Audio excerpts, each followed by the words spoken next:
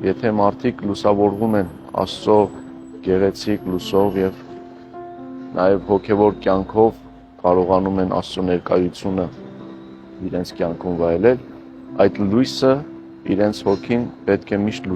լուսավոր պահի եւ ինչքան մարդը մոտենա Աստծուն, այնքան կլուսավորվի իր հոգին եւ աստվածային այդ գեղեցիկ ներկայությունը իր կյանքում կունենա։ Ամենակարևորը այստեղ այն է, որ այդ լույսը մշտավոր լինի հոգեվոր առումով մարդու կյանքում։ Երբ որ հեռանաս լույսից,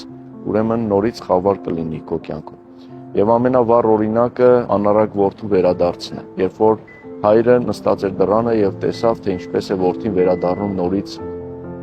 իր հայրական օջախ, իր հայրական տուն եւ սիրով ընդունեց։ Այդպես նաեւ Աստված մեզ սպասում է։ Մենք պարզապես պետք է վերադառնանք դեպի առ Աստված։ Աստված մեզ երբեք չի լքում, մենք ենք հեռանում Աստծուց։